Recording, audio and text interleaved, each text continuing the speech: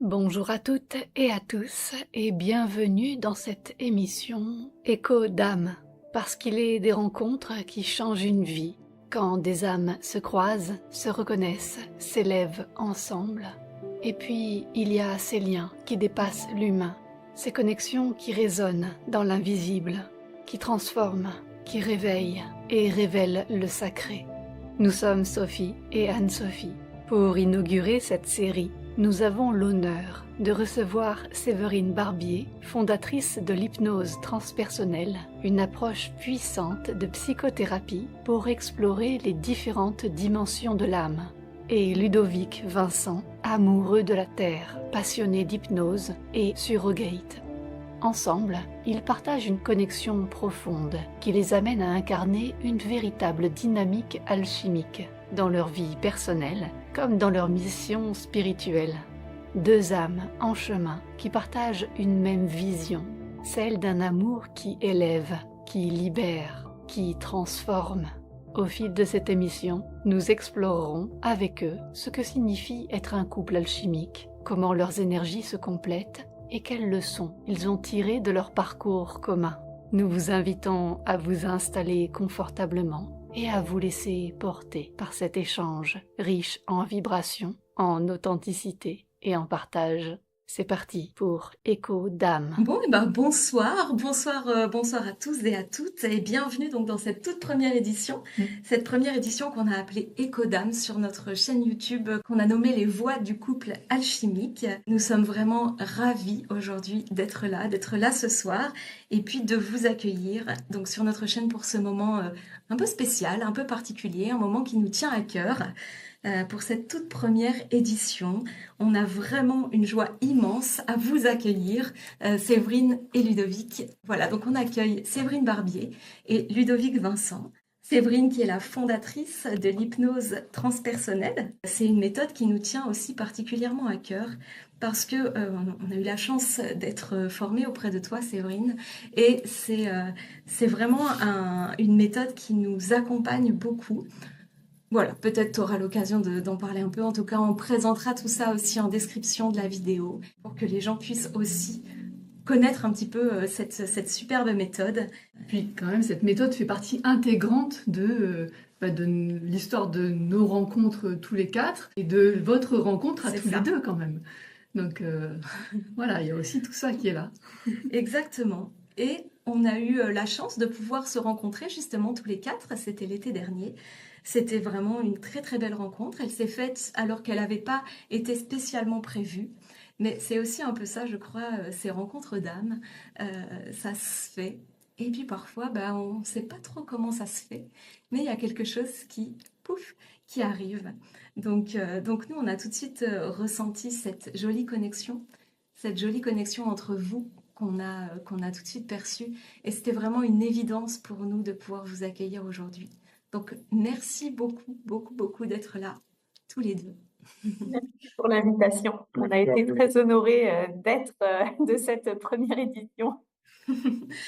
Alors, vous imaginez bien qu'on a plein de questions. Et surtout les gens aussi, je pense, qui s'interrogent sur ce parcours alchimique, sur ce parcours du couple alchimique. Je pense qu'ils ont plein de questions aussi. Alors peut-être juste pour commencer, est-ce que vous pouvez un petit peu tous les deux, juste brièvement vous présenter un petit peu, dire un petit peu qui vous êtes?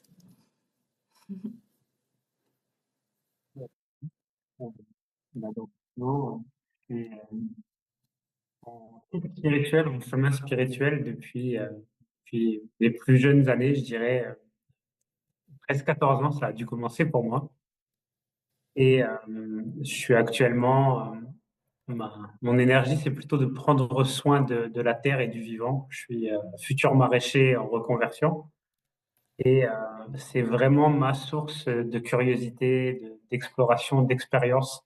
C'est le vivant, surtout végétal et animal. Et, et c'est vraiment l'endroit où on vit, en fait, les 2 hectares de terrain qu'on a aujourd'hui en Dordogne me permettent d'exprimer pleinement cette curiosité et ce que j'ai à être et que j'incarne pleinement au quotidien, je dirais. Faire simple. Ok, merci.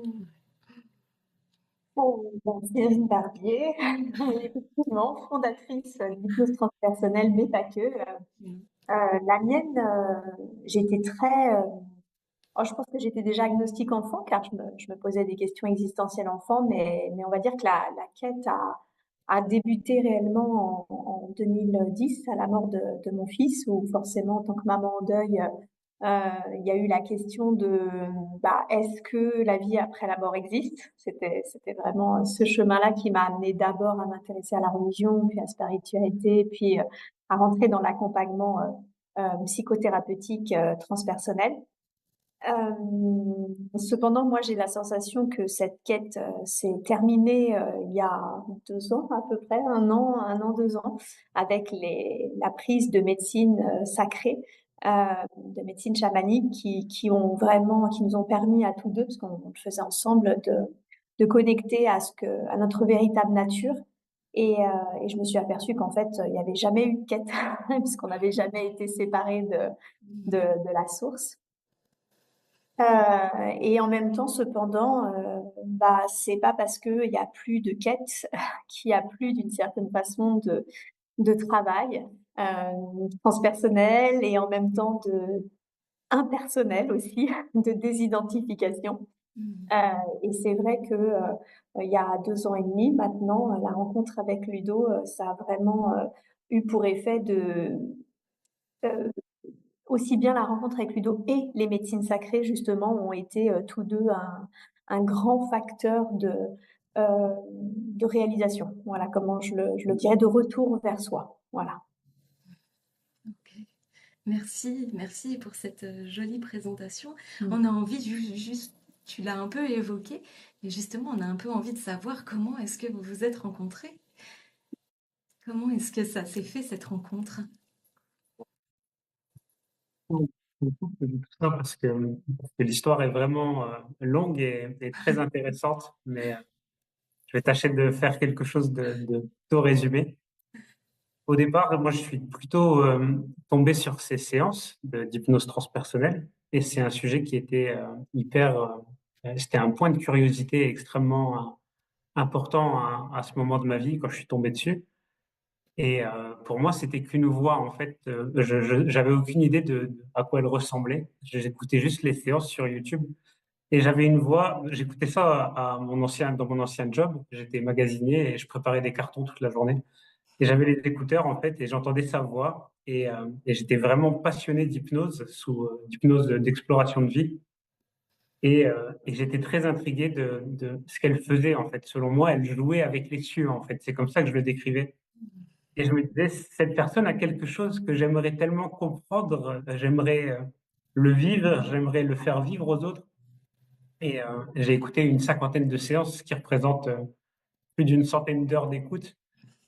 Et c'est passé pas mal de tourments dans ma vie à ce moment-là, la perte d'un proche. Et en fait, il se trouve que je suis tombé quelques jours après sur une publication sur son Facebook d'une formation qui avait lieu à 1 heure de chez moi. Elle donnait une formation à Nancy, donc très proche de chez moi. Et comme vous le disiez tout à l'heure, les rencontres un peu mystérieuses de la vie, au hasard de quelques péripéties. Je me suis inscrit à cette formation. J'avais et le temps libre et l'argent pour m'inscrire. Et en fait, je me suis mis assis dans cette salle de formation. Et dès la première heure, j'ai compris que j'ai vécu une reconnexion d'âme. À ce moment-là, je ne savais pas l'expliquer réellement, mais je me suis mis à trembler sur ma chaise, je me suis mis à transpirer alors que il faisait 14 degrés dans la salle de formation, on n'avait pas de chauffage. Je transpirais à grosses gouttes et je comprenais pas ce qui m'arrivait. Je pouvais pas mettre de mots sur ce qui se passait. Mais la journée se passe et je sais pertinemment que je suis à ma place, à un grand carrefour de la vie en fait, et que je suis présent à un rendez-vous qu'on s'est donné il y a je ne sais combien de temps. J'ai cette conviction. Et dès le premier jour, elle nous fait une petite hypnose d'une demi-heure. Et là, je nous vois tous les deux sur une plage, main dans la main. Et je comprends pas du tout ce qui m'arrive, mais je sais pertinemment qu'on va vivre quelque chose ensemble. J'étais à ce moment-là loin d'imaginer ce qu'on allait vivre, mais je sais au fond de moi qu'il va se passer quelque chose. Et après, pendant les 10 jours de formation, j'ai tâché de garder ça pour moi le plus possible pour pas la perturber. Et disons que les 4 mois qui ont suivi cette formation, j'ai fait tout mon possible pour lui faire comprendre que je n'avais pas choisi ce qui se passait, que ça allait bel et bien arriver, que j'y avais foi, en fait, et il suffisait qu'elle y croie, en fait, et qu'elle accepte d'entendre que je ne suis pas fou et que j'ai bien vécu quelque chose d'incroyable. Et ça n'a pas pris plus de 4 mois pour qu'elle finisse par comprendre que j'avais rien inventé de tout ça et que c'était bel et bien un rendez-vous cosmique. Et voilà, ça a donné les prémices d'une belle histoire. C'était une évidence.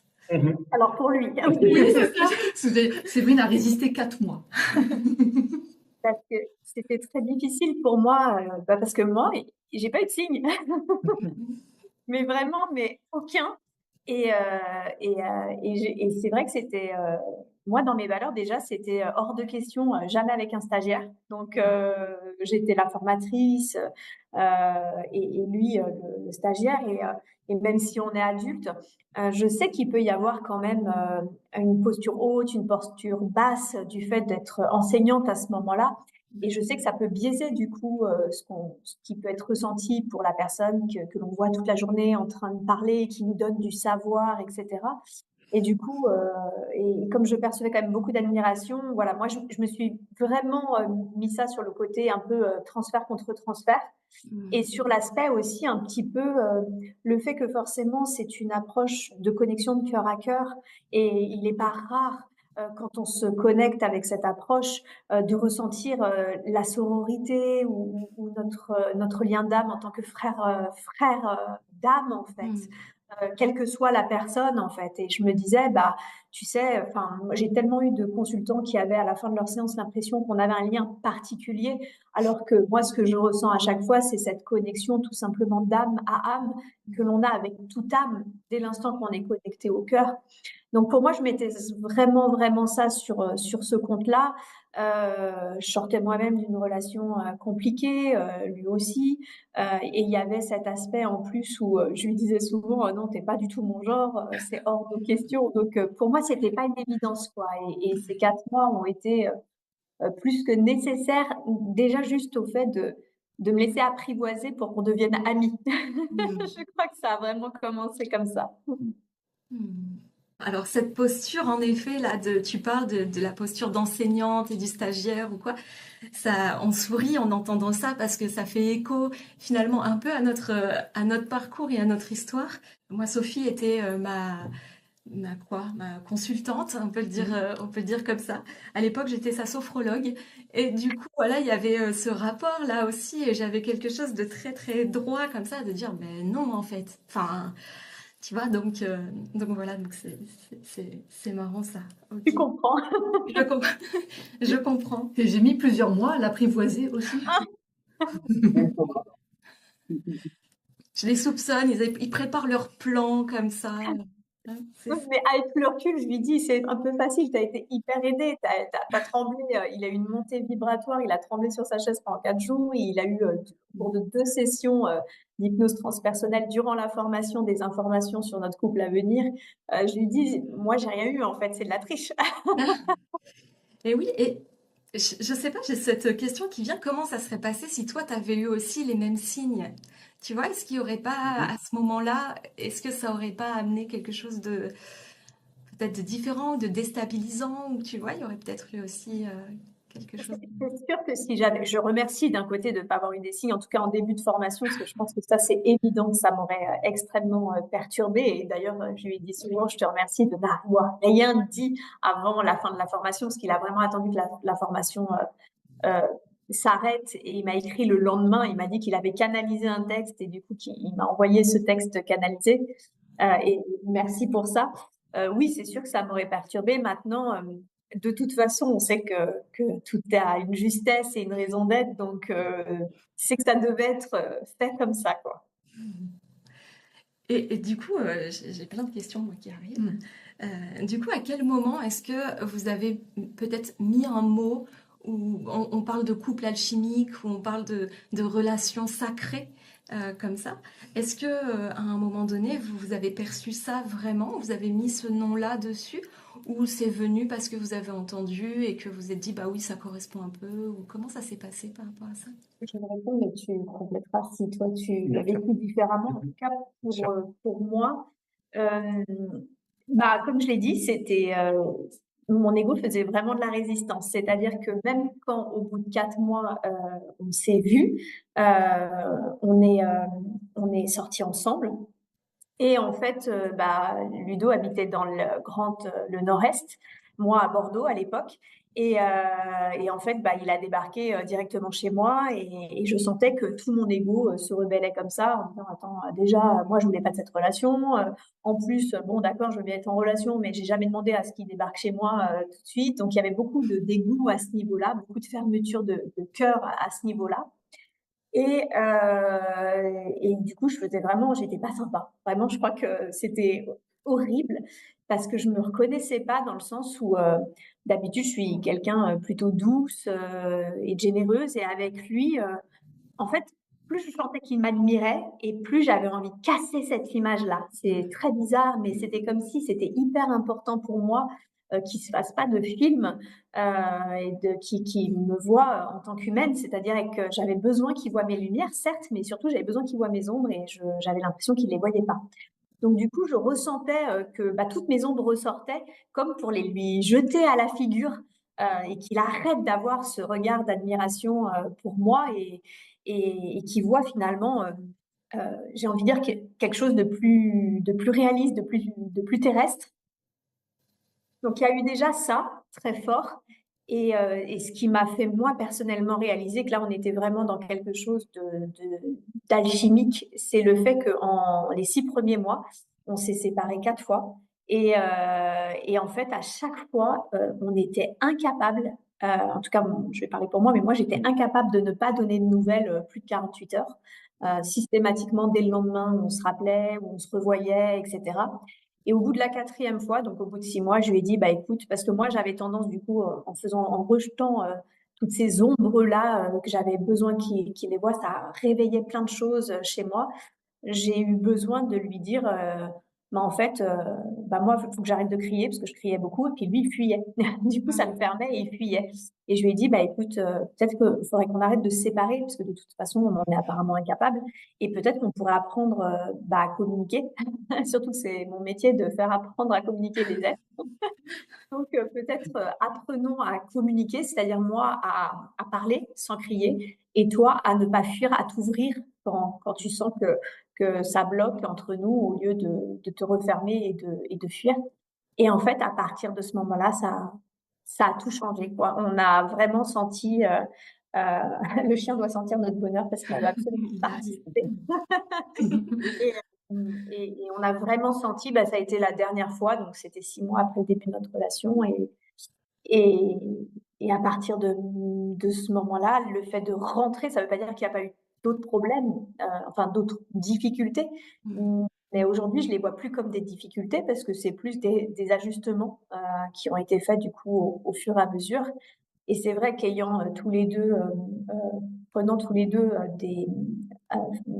faisant beaucoup tous les deux ensemble des cérémonies sacrées avec les médecines, les cérémonies nous ont énormément aidés à voir nos ombres respectives, nos ombres communes et à renforcer la connexion d'amour qui était là en fait, qui était vraiment là, mais qui ne demandait qu'à se déployer jusqu'à une cérémonie où je me rappelle, on a connecté tous les deux le fait qu'on était dans cet amour inconditionnel l'un pour l'autre.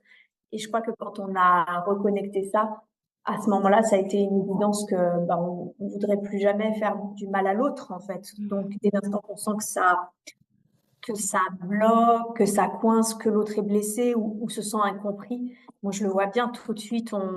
Si c'est Ludo qui est dans cette posture, moi, je vais essayer de voir qu'est-ce qui fait qu'il se sent pas compris, qu'est-ce dont il a besoin et de trouver ensuite, de faire preuve d'assertivité, de trouver ensuite un, un équilibre pour nous deux, mais l'inverse est vrai aussi, et c'est ça qui est très beau. Je sais pas si toi tu l'as peut-être vécu différemment. Non, je suis tout à fait d'accord. Et oui, je l'ai vécu différemment, mais ça rejoint ce que tu dis. On a vraiment ce couple alchimique, on a pris du temps à le construire et à s'apercevoir au final, au fond, on espérait la même chose de cette relation. On avait vraiment ce côté, euh, la vie vient t'offrir maintenant ce que tu as toujours attendu dans un couple, mais c'est pas sans effort. Et on avait un peu la même conception de l'amour et la même conception du rapport à l'autre dans une relation. On avait en fait la même vision du couple et les mêmes attentes, la même ambition en tout cas de construire ce couple alchimique. Et au départ, c'est pas du tout ce qu'on faisait. Et donc, on a ajusté énormément nos comportements l'un envers l'autre, mais nos personnalités aussi pour pas aller heurter l'autre à chaque fois. Et on a senti que on va dire, de tension en tension, ça devenait de moins en moins important, ça prenait de moins en moins de place, mais surtout, euh, on arrivait toujours mieux à comprendre l'autre et à s'ajuster pour aller valider aussi sa pertinence. Je vais le dire comme ça. C'est la manière dont je voyage.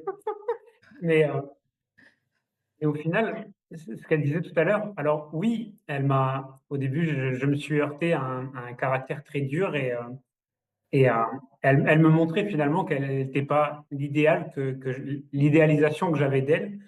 Et en même temps, c'était très bien, j'avais besoin de ça parce qu'effectivement, je la mettais sur un piédestal.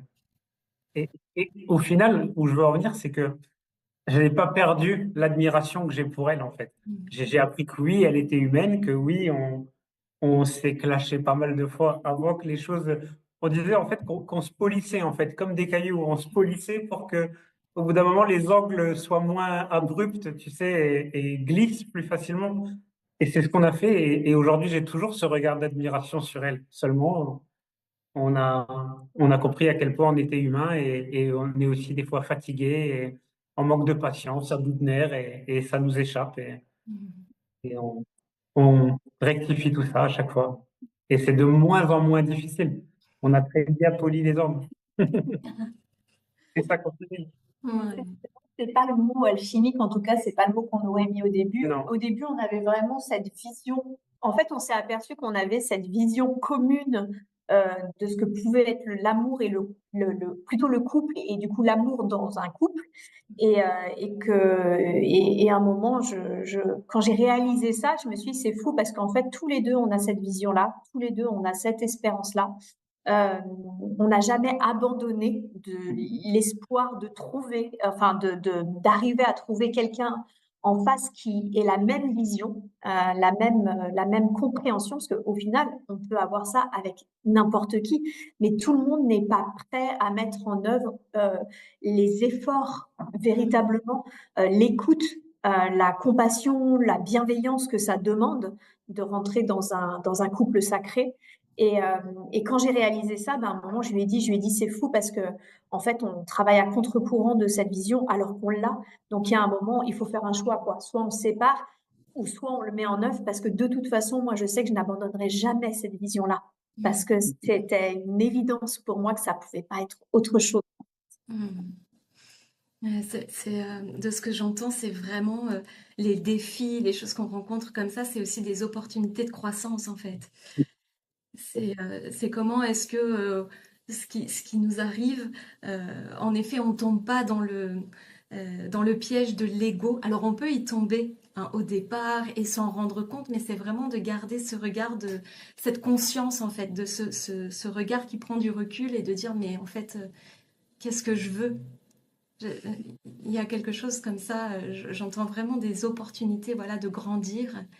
Et pour ça, en effet, c'est important de polir, d'arrondir les angles, voilà, ou en tout cas de trouver ce qui convient à chacun dans le couple.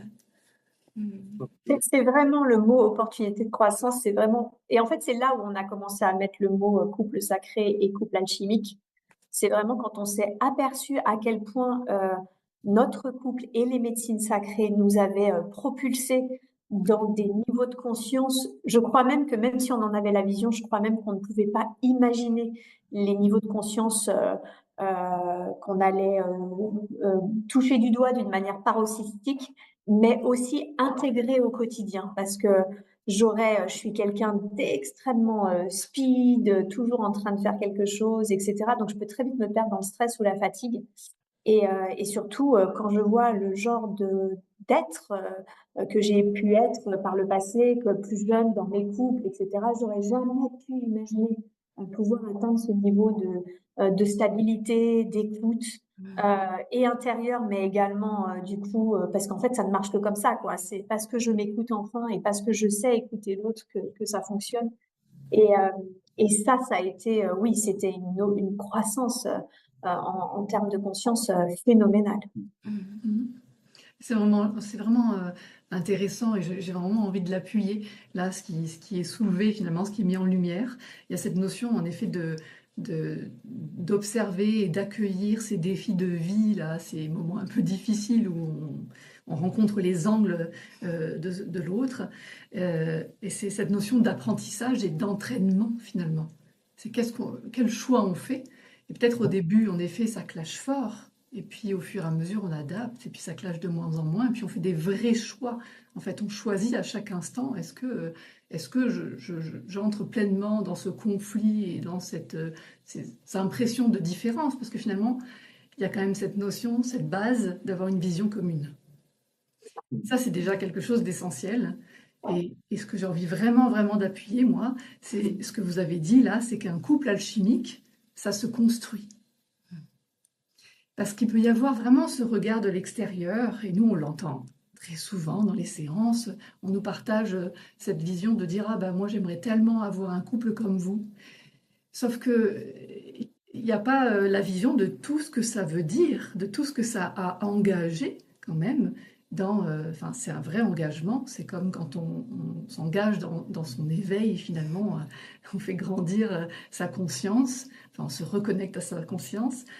Et c'est un vrai engagement. Et construire un couple alchimique, c'est un engagement. C'est pas il tombe du ciel, c'est parfait, c'est merveilleux.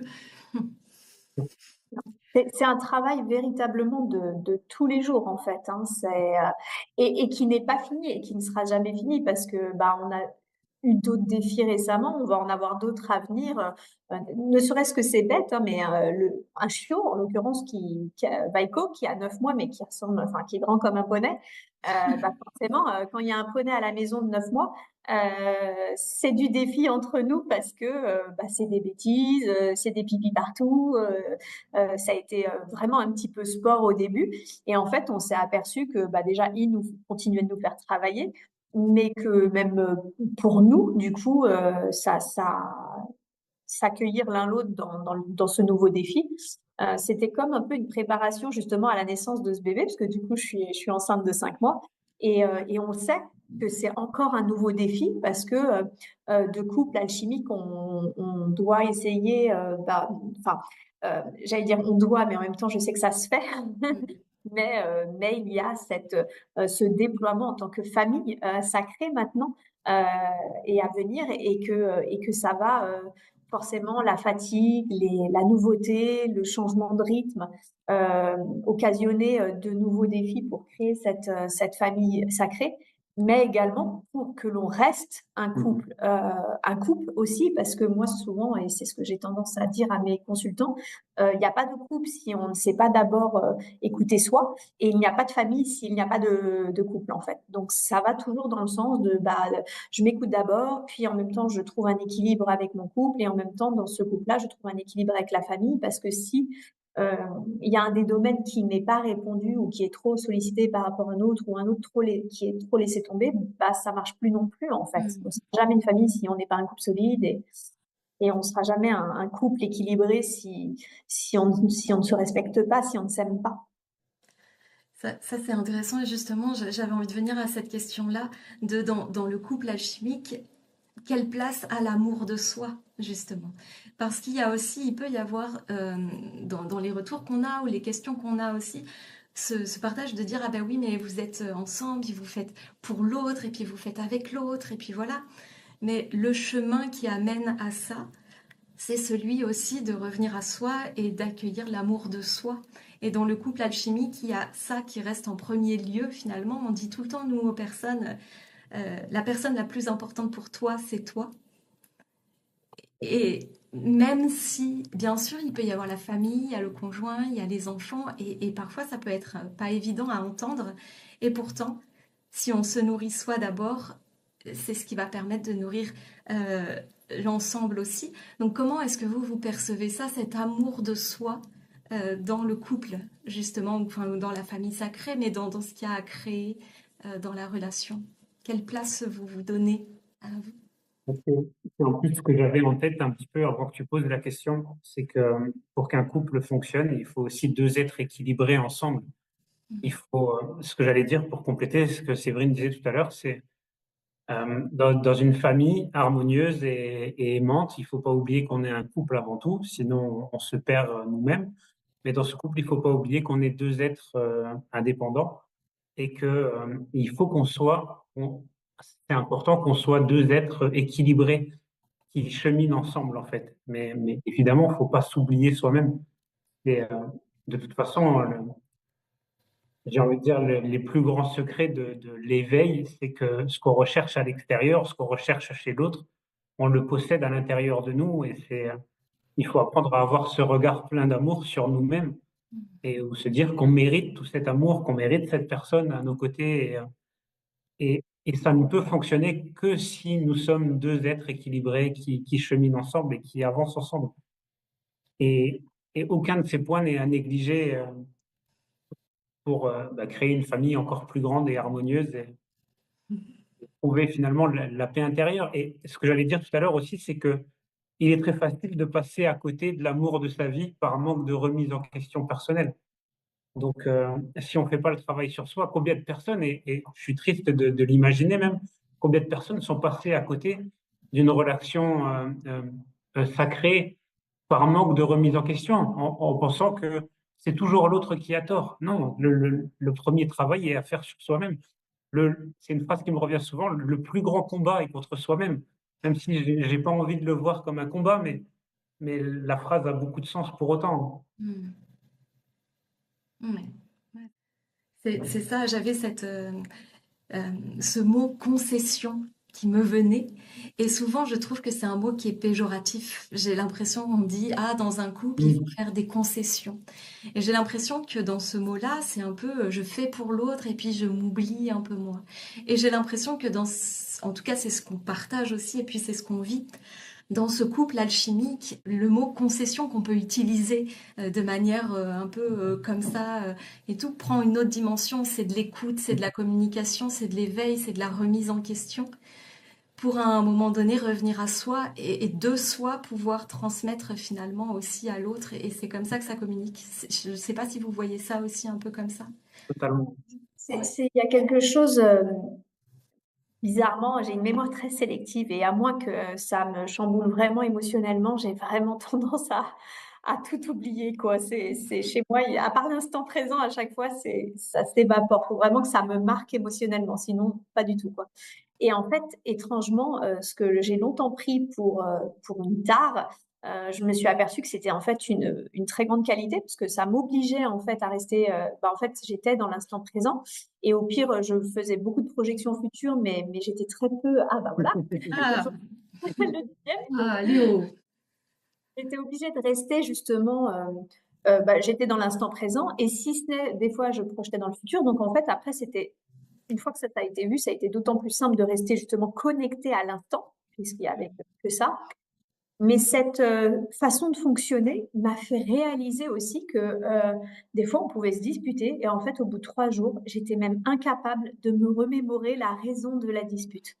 Et en fait, quand j'ai réalisé ça, bah, il y a eu quelque chose qui m'a beaucoup aidé, c'est de me dire, bah, maintenant, vu que de toute façon, dans 3 jours, tu ne sais même plus pourquoi tu te seras disputé, ça veut dire que c'est vraiment pas grave, à mon avis, c'est que c'est vraiment pas important.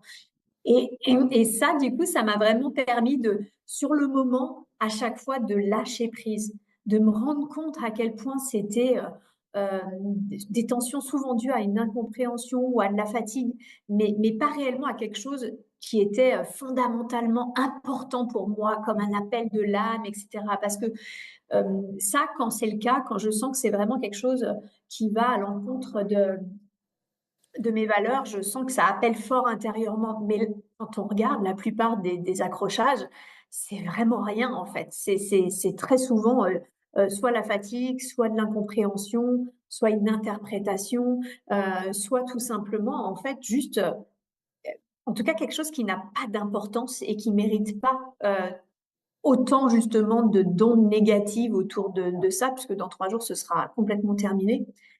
Et c'est vrai qu'aujourd'hui, avec les expériences du soi qui s'intègrent de plus en plus, il y a de toute façon une sorte de notion d'acceptation qui est, je sais que tout est juste, tout est parfait et tout se déploie à l'instant. Donc, il n'y a qu'à accepter ce qui est. Et accepter ce qui est, c'est accepter le fait que bah, des fois, c'est des moments de lumière et puis des fois, c'est des moments d'ombre et qu'il n'y a pas de jugement de valeur dessus et que bah, finalement, on peut avoir 2 avis très différents ou 2 visions très différentes. Ça reste juste une réalité subjective. En soi, il y a rien de bien, rien de mal. C'était vraiment ça. Et ça a été vraiment important pour nous parce que nous, on s'est rendu compte qu'on avait toujours les mêmes visions. On a vraiment, on partage tout, on a les mêmes visions de la vie. Par contre, en revanche, on avait 2 fonctionnements aux opposés, mais littéralement aux opposés. Et ça a été hyper intéressant de voir que ces visions communes pouvaient être mises à mal si on fonctionnait pas pareil. Et quand on s'est aperçu que c'était plutôt une force qu'une faiblesse, et que le fait d'accueillir juste l'autre tel qu'il était sans chercher à le changer, et qu'au contraire, ce qu'il était, bah, moi je vois, hein, j'ai tendance à être très speed, etc. J'ai tendance à avoir du mal à me poser. Bah, le caractère très doux et calme de Ludo m'a permis de me détendre. Et à l'inverse, lui qui avait du mal à se mettre en action, bah, mon caractère un peu actif lui a permis justement de re-rentrer dans l'action. Et on a vu ça vraiment comme de grandes forces d'accueillir ce qui était. Et dès l'instant que ça a été accueilli, au contraire, c'était beaucoup plus simple. En tout cas, personnellement, je l'ai vécu comme ça, quoi. Totalement. C'est il y a une vraie complémentarité qui est là. C'est pas être pareil ou c'est pas forcément réagir pareil ou quoi, mais c'est accueillir l'autre dans son unicité aussi, avec cette conscience qui vient alors compléter, enfin, qui a une complémentarité qui fait que ça s'ouvre, ça s'expanse. Ouais. Ouais, il y a souvent cette vision-là et qu'on a ressentie aussi de cette manière-là, avec en effet un axe commun, un axe central qui était vraiment commun, ça c'était une évidence. Par contre, très clairement, on n'empruntait pas l'axe de la même façon, on ne le faisait pas tourner de la même manière. Très clairement. Et il a fallu en effet des mois aussi pour trouver comment on faisait fonctionner ces axes en harmonie et ensemble pour que ça donne quelque chose d'intéressant finalement pour nous, pour ce qu'on transmet aussi. Et au départ, on avait un peu l'impression d'avoir cet axe en effet central commun et en même temps d'être à des opposés loin, loin sur la balançoire, quoi. Donc il fallait trouver un espèce d'équilibre, alors que clairement, plus la balançoire elle est longue, plus c'est compliqué. Hein. Et c'était comment on avançait aussi de manière à peu près équilibrée, parce que quand une avançait un peu trop, bah, l'autre se retrouvait à tomber en arrière parce que c'était déséquilibré. Donc il y avait vraiment tout ce temps-là, en effet, de trouver de l'équilibre. Et voilà, comme vous le dites aussi, et ça continue encore, hein, on ne va pas vous dire qu'on est sur l'axe central, tout va bien, c'est merveilleux. Voilà, il faut aussi qu'on apprenne à le faire grandir, à le changer un peu, on l'aménage. Enfin voilà, il y a toujours plein de choses à faire sur un axe central. C'est comme quand on a une maison, il y a toujours plein de choses à faire. Absolument. Qui sait ce que c'est en ce moment? Ça fait des années. C'est un peu ce principe-là, ça s'entretient, quoi. Il y a vraiment ce mouvement-là. Et aussi, quand vous parliez de ce phénomène, enfin, Ludo, tu sais, tu parlais du fait qu'on voit en l'autre, enfin, l'autre nous fait finalement ressentir quelque chose d'intense. Et souvent, dans les écueils, nous, qu'on peut observer dans nos accompagnements, souvent l'écueil, c'est d'avoir l'impression, en effet, que c'est cet autre qui est responsable, en fait, de ce ressenti-là, qui est responsable de cette joie, de cet amour intense qui se vit à l'intérieur. Alors qu'en réalité, comme tu le disais, c'est juste révélateur de ce qui est là, dedans, en soi. Cet autre, parfois on entend, c'est le miroir. Et vraiment, nous, dans les ressentis, dans les visions qu'on a pu avoir aussi, c'est plus qu'un miroir. C'est comme si finalement le branchement se fait, on arrive à un torus ou quelque chose qui permet de tourner. On sent en soi cette énergie qui circule, on se dit oh, c'est l'autre qui fait circuler. Non, tu es en train de ressentir ton énergie à toi qui circule. Parce que l'autre, justement, est conducteur, mais c'est toi que tu ressens là. Et voilà, et ça, je trouve que c'est vraiment important d'avoir cette notion-là parce que c'est cet amour de soi qui construit tout. Et en effet, si on reste juste dans cette vision que c'est l'autre qui est extraordinaire et qui amène tout et qui change tout de la vie et qui est finalement le seul décideur du bonheur ou non, mais on va pas très loin. Et ça, c'est vraiment chouette. Il y a une vraie justesse parce qu'au début, Ludo, il était vraiment dans cet aspect-là, hein, mais même est-ce que je mérite ce genre de couple? Il y avait tellement de questions à ce sujet et du coup, je me disais, mais c'est évident parce qu'en fait, c'est qui tu es qui amène en fait ce genre de couple. Parce que si c'était seulement moi, bah, tous mes couples auraient été sacrés et c'était pas le cas.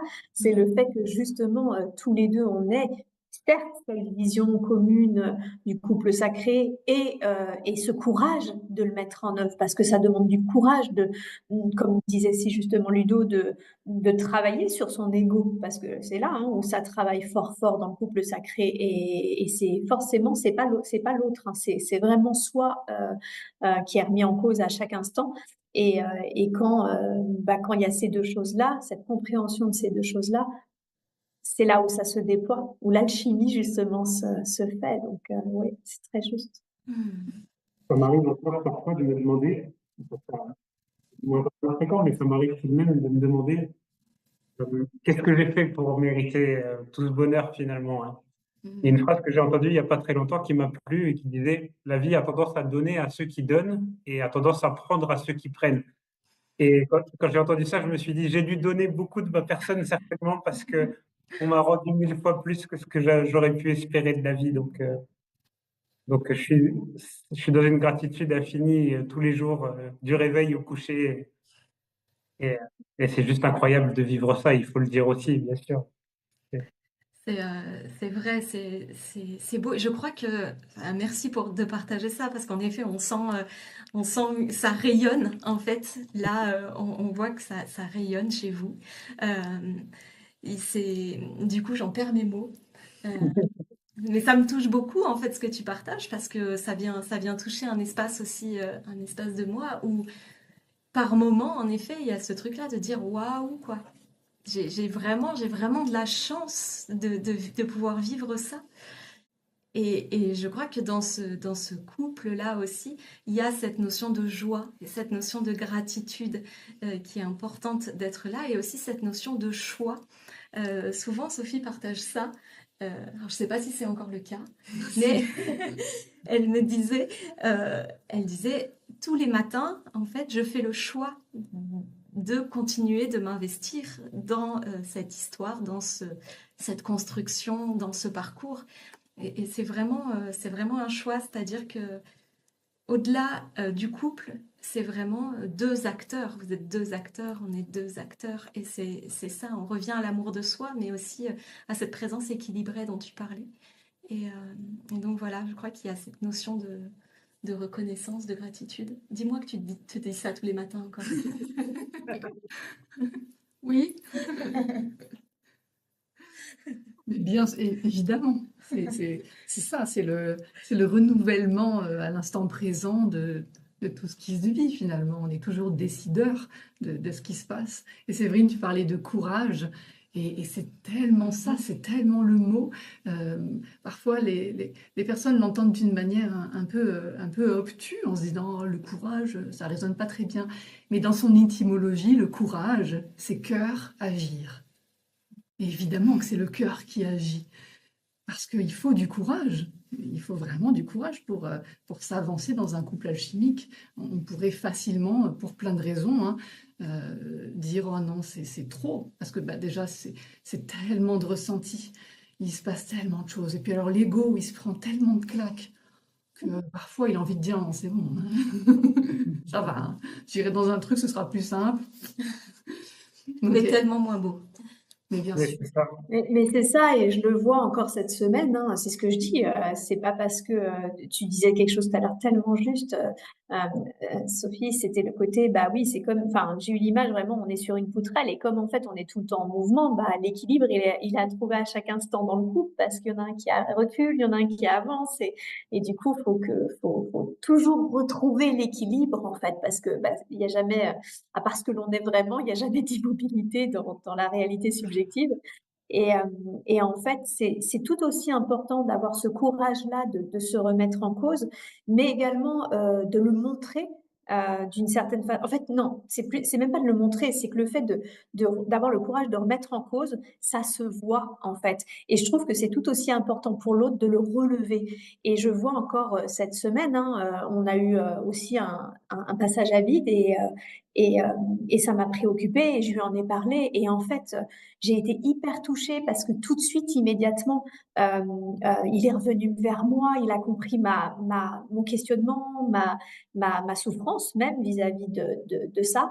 Et en fait, c'était beau parce que, je me sentais entendue dans ce que je ressentais, mais en plus parce que je voyais qu'il avait encore ce courage-là, qu'il avait encore cette envie-là, et c'était vraiment beau de le voir encore et toujours renouveler justement, j'ai envie de dire, ce vœu de continuer d'alchimiser notre couple, de le rendre encore et toujours plus sacré.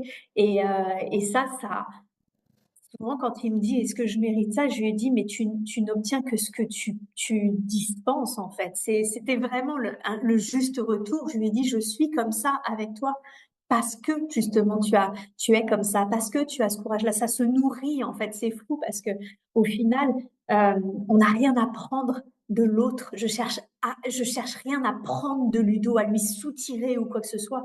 Je lui donne en fait. Au contraire, j'essaye de prendre soin de lui, je lui donne. Et en fait, le fait d'être comme ça, ben, il me le rend au centuple.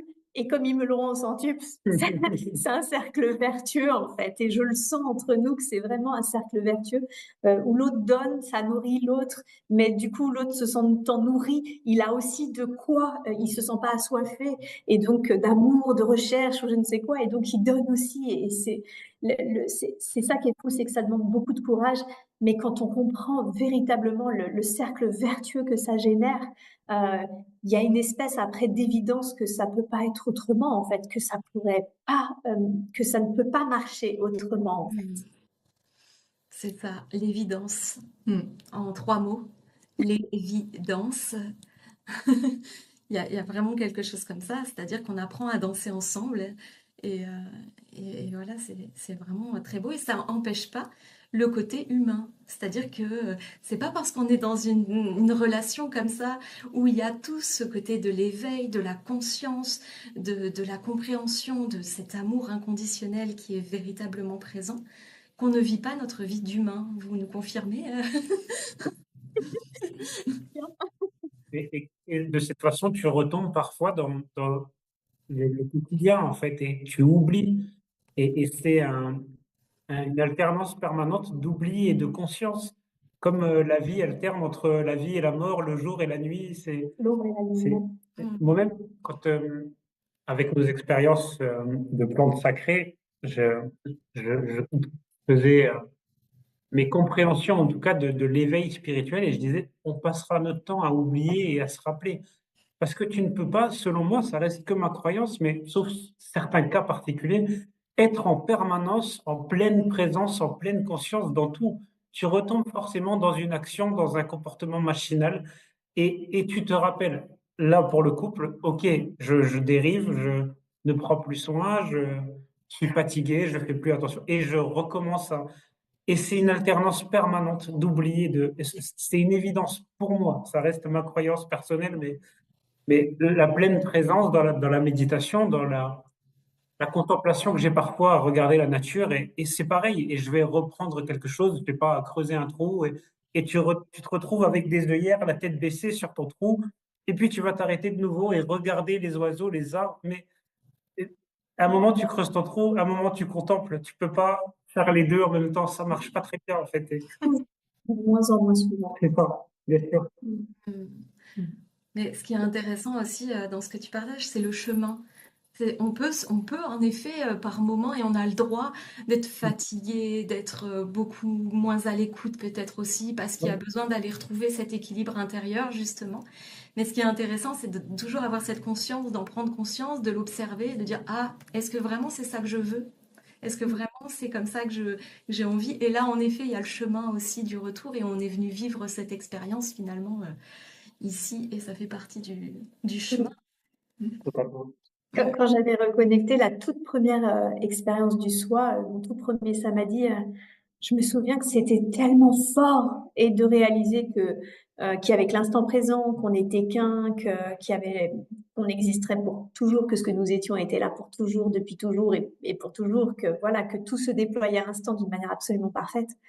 Et c'était tellement fort que je me souviens que l'une des premières choses que je me suis dites en redescendant un petit peu en vibration, c'était oh, faut surtout pas que j'oublie. Et d'un seul coup, j'ai vraiment entendu mais je suis l'oubli aussi. Et j'ai compris que ça faisait aussi partie du jeu parce que il y aurait pas de jeu en fait. Sinon, c'est ça le truc, c'est que le jeu se termine dès l'instant qu'il y a un rappel parfait.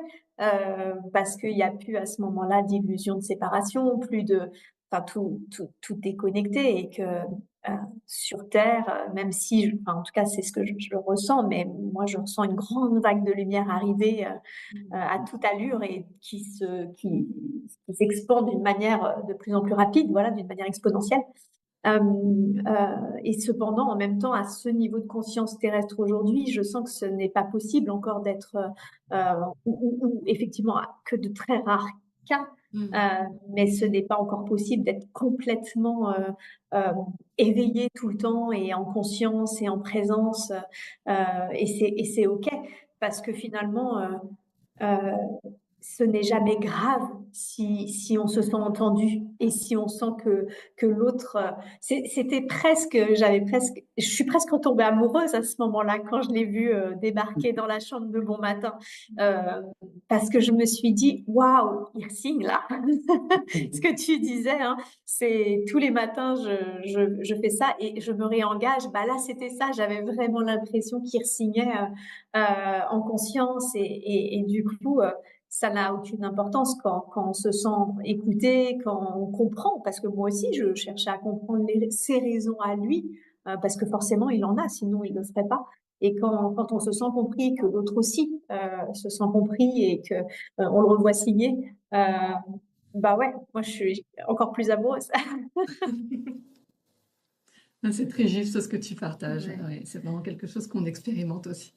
Et, euh, et tu vois, c'est marrant, là, dans cette notion de si on montait, une fois qu'on a fait une expérience comme ça, en effet, du soi, et qu'on restait là-haut, en effet, on joue plus. Et alors, l'image que j'ai vue, c'est la première fois que j'ai ça, c'est très drôle, j'ai vu un flipper.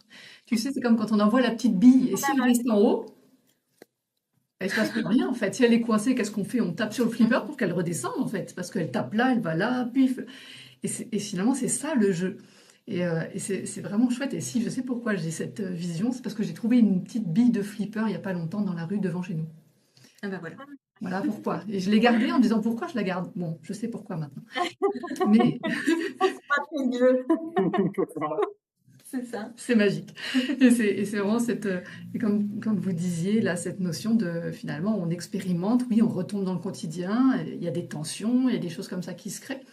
Et voilà, et l'idée, c'est, je connais le chemin, je sais comment c'est, et de l'autre côté, je sais comme c'est vertueux, je sais comme c'est beau, et je sais que c'est ça que je veux, très clairement, c'est ma vision, c'est notre vision commune, et c'est comment je réemprunte à nouveau ce chemin, et finalement, plus je l'emprunte, plus je le connais parfaitement, après je le connais par cœur, et plus ce sera facile d'y retourner.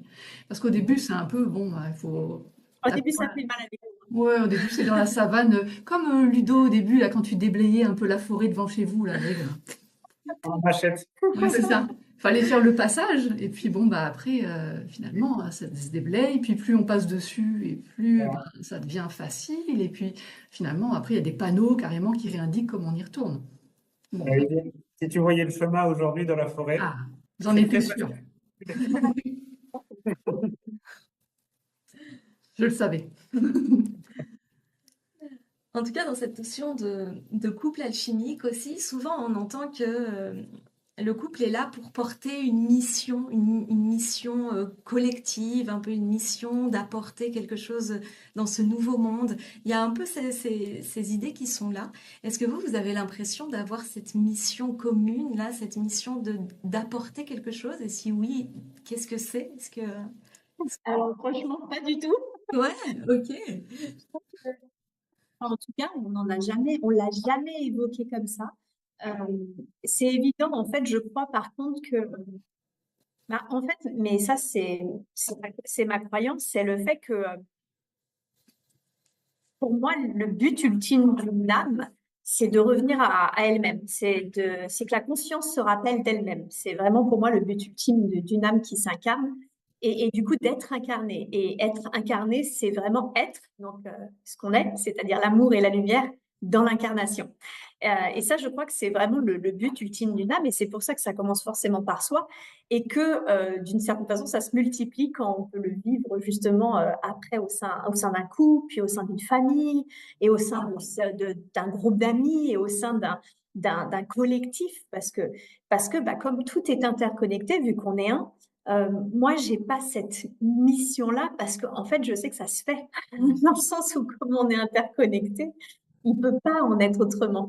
Je sais très bien que quand on travaille que quand je travaille sur moi, je travaille en réalité pour le collectif. Je travaille pour mon couple, je travaille pour mes amis et tout. On est un. Il peut vraiment, pour moi, pas en être autrement. Et au-delà de ça, bah, peut-être qu'effectivement, d'un point de vue subjectif, donc terrestre, euh, la vision de notre couple, et je pense que c'est aussi l'objectif de cette chaîne, c'est d'inspirer en fait. C'est de réaliser qu'avec courage, avec un gros travail sur l'ego, sur la personnalité, bah, c'est possible en fait. C'est possible si les deux personnalités font ce travail-là. Euh, et donc, bah oui, peut-être que ce couple inspire, et tant mieux si c'est le cas. Mais de toute façon, l'objectif, c'est toujours soi parce qu'il n'y a jamais eu personne d'autre en face. De toute façon.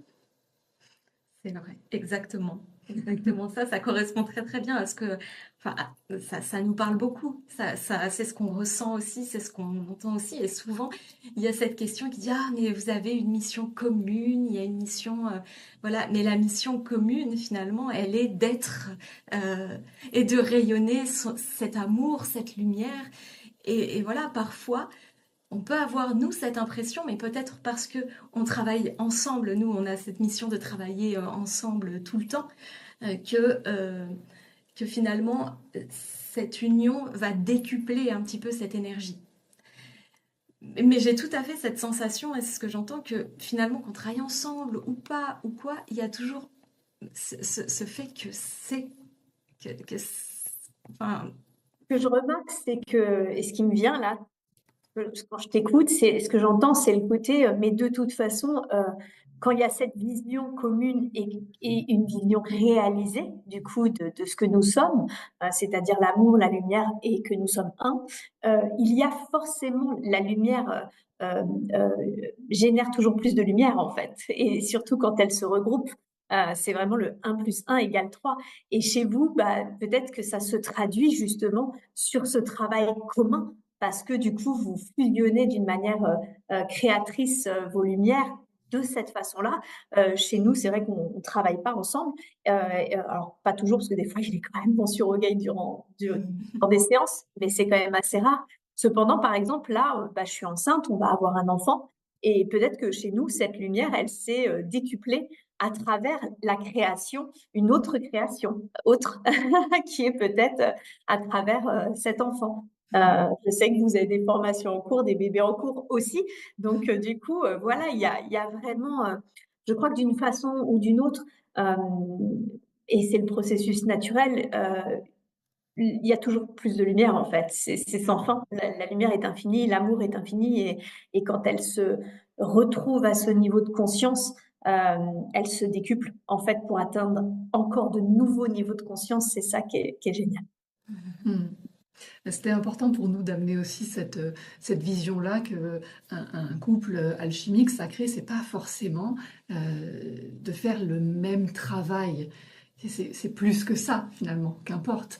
Et nous, des fois, en plaisantant, c'est ce qu'on dit parce que on va expliquer pourquoi, si je vais le dire.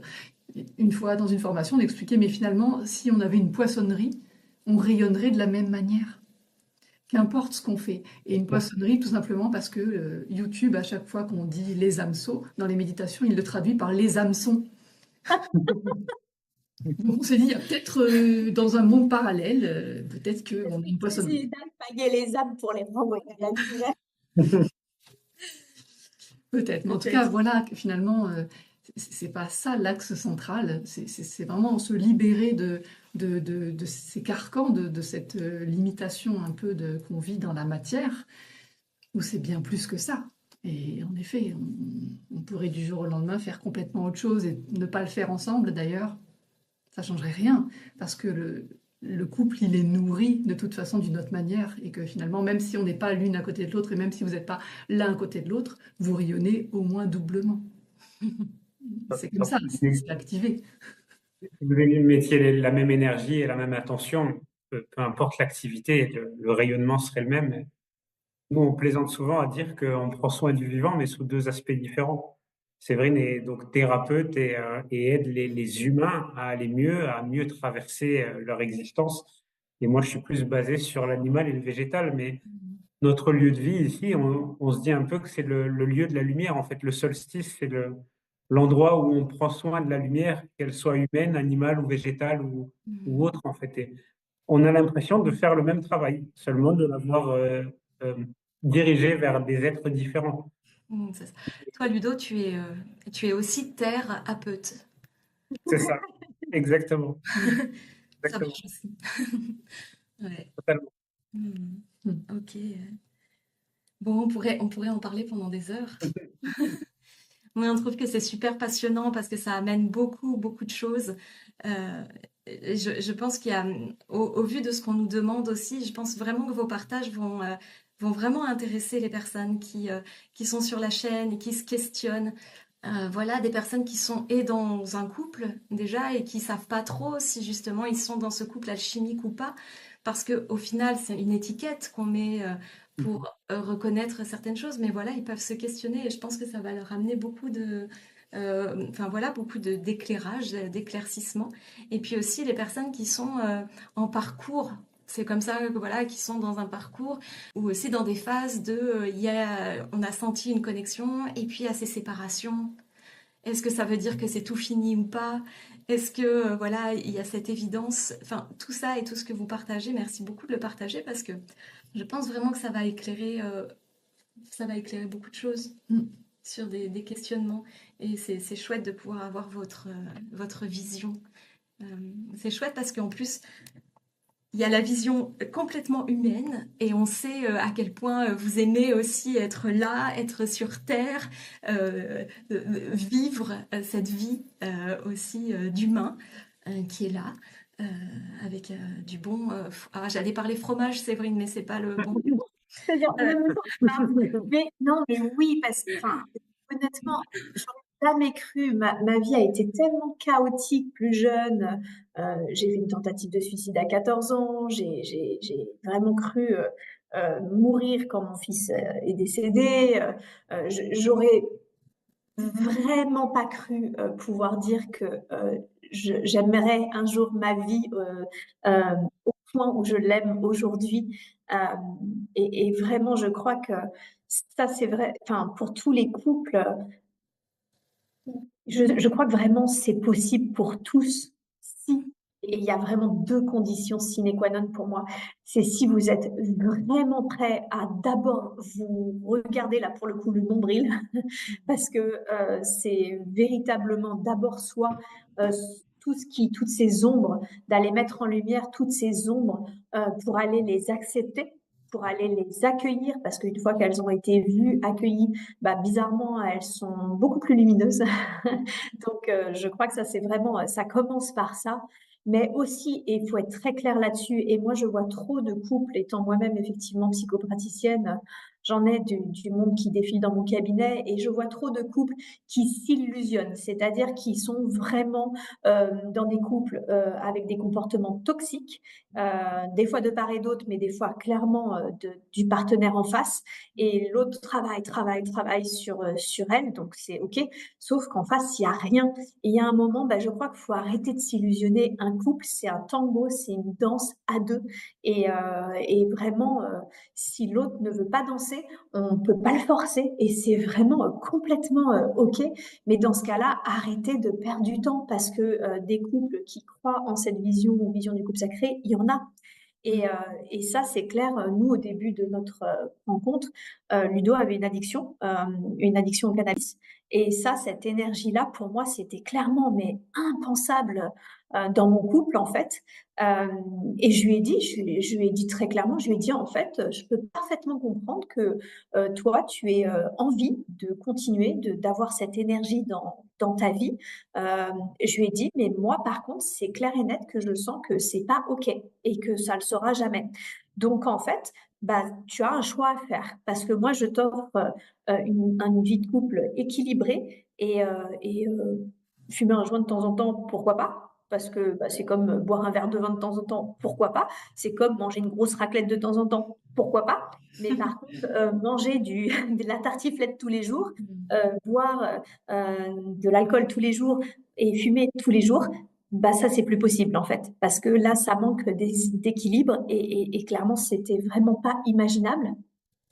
Et en fait, c'est là où j'ai vraiment vu qu'il avait véritablement cette vision du couple sacré, parce que moi, je lui ai pas mis d'ultimatum, je lui ai juste expliqué que je comprenais qu'il avait un choix à faire, que je le respecterais, mais par contre, là, pour le coup, je me respectais assez pour ne pas tomber justement dans un couple toxique. Et je vois trop de personnes justement qui s'illusionnent, qui voient très bien le défaut de l'autre, mais soit elles ne s'aiment pas assez pour faire preuve d'assertivité, ou soit, du coup, elles pensent qu'elles vont le changer. Mais non, en fait, on change jamais personne. Moi, je n'ai pas changé Ludo. Ludo a fait un choix. Il a décidé de changer. Et ça fait une grande, grande différence. Donc, j'aimerais vraiment, voilà, c'est les deux conseils. C'est êtes-vous prêt à regarder vos ombres véritablement et à travailler sur vous et votre ego. Ça va aussi bien dans le non, mais j'ai toujours raison, etc., que le je ne m'aime pas, parce que ça reste de l'ego, le manque d'estime de soi, que justement aussi dans le côté ah non, mais c'est sûr, je vais arriver à faire changer l'autre, ou non, mais c'est sûr, je fais un déni total de voir qu'en face, ça ne veut pas ou ça ne partage pas cette vision-là. Merci beaucoup de préciser ça parce que en effet, euh, l'illusion peut faire beaucoup de dégâts et c'est important de ramener cette notion de respect de soi. On est aussi dans cette notion d'amour, hein, d'amour de soi, c'est ce qu'on disait, mais dans un couple à la fois, en premier lieu, on est un acteur. Et ça, c'est vraiment important. Ça, c'est un message vraiment chouette de partager ça parce qu'on voit beaucoup de gens qui s'illusionnent et qui attendent. Il y a des gens qui sont dans un parcours comme ça et je le dis sans aucun jugement et avec beaucoup d'amour parce que chacun fait le chemin aussi à son rythme. Mais en effet, de leur exprimer que quand ça fait 20 ans qu'il y a une attente que l'autre puisse donner un signe ou que l'autre puisse changer ou que, voilà, peut-être c'est à un moment donné qu'il y a aussi quelque chose en soi à aller regarder pour pouvoir s'octroyer ce bonheur qui est finalement pas accessible à une seule élite. Le couple alchimique, c'est pas pour voilà, un petit groupe comme ça réservé, voilà, qui a une mission de faire s'éveiller l'amour, mais c'est vraiment accessible à tout le monde en fait, d'un point de vue terrestre, d'un point de vue humain, je veux dire. Et, euh, et donc, C'est ce qu'on est en fait. C'est c'est ce qu'on est. Donc c'est revenir à soi, c'est revenir à ce que nous sommes. hmm. Est-ce que ce serait le conseil, là, si en quelques mots, le conseil, ce serait ça vraiment de revenir vers soi, de revenir à soi en premier lieu? Dans le D'acc- vrai soi, c'est-à-dire vraiment dans le cœur, Ouais. dans l'amour. Hmm. Merci beaucoup. Ouais, ouais, c'est vraiment cette notion-là, ce que j'entends. Merci beaucoup, Séverine, et merci beaucoup à Ludo, Ouais. parce que c'est vrai, il y a cette notion de revenir à soi, dans son cœur, dans ce respect de soi, dans cet amour de soi. Et en même temps, on l'entend dans ce couple, eh bien, oui, il y a ces moments où c'est important de regarder l'autre, de comment il agit, de ce qui se passe. Donc, il y a tout un équilibre, en fait, à trouver. Et ça, c'est vraiment fort, je trouve, à vivre. Et c'est ce qui fait que dans ces moments où peut-être on est vraiment axé sur l'autre pour plein de raisons, et c'est pas bien ou pas bien, parfois il y a besoin. Et du coup, on s'éloigne un petit peu de son axe à soi. Et puis voilà, et puis on retrouve ce chemin-là, on retrouve cet équilibre. Et en effet, on revient à cette notion de danse, cette danse où parfois on a des mouvements qui sont parfaitement syntonisés et c'est très harmonieux. D'autres moments, ça cafouille un peu, on se marche sur les pieds. Mais c'est pas grave, voilà, on se dit ok, oui, non, je crois que là c'est moi, ok, non, je comprends, oui, enfin, voilà. Et donc ça, c'est juste magnifique, c'est cette communication qui va faire grandir en soi, déjà, c'est déjà fort, et du coup dans le couple aussi. Hmm. Ok. Est-ce que vous avez envie de... Ça a figé, peut-être? Est-ce que vous nous entendez encore? Oui, Oui. ça a lagué une seconde. Ok. Ok. Est-ce que pour terminer ce moment, parce que voilà, on va tenir en haleine nos auditeurs et les gens qui sont là, qui vous pourrez vraiment mettre en commentaire ensuite si vous avez des questions, s'il y a d'autres choses qui vous viennent, parce que ça pourra venir aussi inspirer d'autres moments de live, d'autres vidéos. En tout cas, est-ce que Ludo ou Séverine, vous avez un mot de la fin, j'ai envie de dire, un mot que vous avez envie de partager, ou peut-être un sujet qu'on n'aurait pas évoqué, quelque chose que vous avez envie de poser là, pour terminer ce moment. Oui, pour moi, c'est évident que je souhaite à tout le monde d'avoir la chance de connaître ça dans sa vie, parce que j'ai la conviction que au plus profond de nous-mêmes, c'est ce qu'on recherche tous, que pour la plupart des êtres, ce qu'ils ont besoin, c'est d'être vus, d'être entendus et d'être aimés profondément. Quand je dis d'être vu, c'est j'existe. J'existe pour moi, mais j'existe aussi pour quelqu'un. Et je pense que c'est ce qu'on recherche tous. Et que, pareil, encore une fois, sans jugement, comme vous l'avez dit tout à l'heure, sans juger qui que ce soit, parce que chaque expérimentation a une raison d'être. J'ai juste envie de dire que les êtres les plus en souffrance sur cette terre, sont en souffrance par ce manque d'amour, souvent qui a débuté dans l'enfance. Et donc, le manque je n'ai pas été vu, je n'ai pas été entendu, je n'ai pas été aimé comme j'aurais dû être aimé. Et c'est ce qui crée, sans aucun jugement, mais des gens qui peuvent être nocifs pour les autres ou très acariâtres, très, très durs envers eux-mêmes et envers les autres. Donc, je ne peux que souhaiter à tout le monde d'être touché par la grâce de cet amour incroyable qui en bénéficie, parce que vraiment, j'ai la conviction que c'est ce qu'on recherche tous, que la lumière fasse le reste. Merci beaucoup. Merci beaucoup pour ce partage. Mm. C'est un mot de la fin, toi? Je reste vraiment marquée par ce message-là. Je l'ai noté et je l'ai même encadré. C'est vraiment cette notion qu'un couple alchimique, ça se construit. Et ça, je trouve ça vraiment très beau parce que ça amène aussi plein de joie de se dire que c'est pas figé, c'est pas juste, c'est une étincelle qui touche et puis ça s'arrête là. Non, après, il y a encore tout à construire, à monter, à changer, à retravailler. Et c'est ça qui est juste merveilleux de se dire, voilà, on s'avance dans un chantier pour la vie, là, un chantier qu'on va pouvoir améliorer, retravailler, modifier, perfectionner. Voilà tout ce qu'on a envie de faire. Et ça, c'est juste incroyable de se dire que on a tout ça devant soi, en soi. Et voilà, et ça me touche beaucoup. Ça me touche toujours beaucoup de vous entendre, de vous retrouver. Et c'est un vrai bonheur. Et voilà, peut-être qu'on pourra se retrouver pour partager encore. Enfin, voilà, ce sera vraiment avec grande joie. On sait où vous êtes. On viendra voir le chemin élagué. Oui, c'est ça, on se prend en présentiel alors. Et, et voilà. Merci pour l'invitation. Merci. Merci. infiniment. Merci infiniment à tous les deux. Merci pour ce partage qui a été super authentique. On n'a pas utilisé ce mot finalement ce soir, de l'authenticité, mais je crois que c'est quelque chose qui est aussi là présent quand on parle de couple alchimique et quand on parle d'un couple alchimique, ça se construit, oui, mais c'est aussi une manière de se montrer en étant authentique avec l'autre. Et ça, c'est vrai que c'est pas donné enfin, c'est pas donné à tout le monde. J'allais dire, c'est une expression très très limitante et pas forcément très humaine en tout cas, très conditionnée.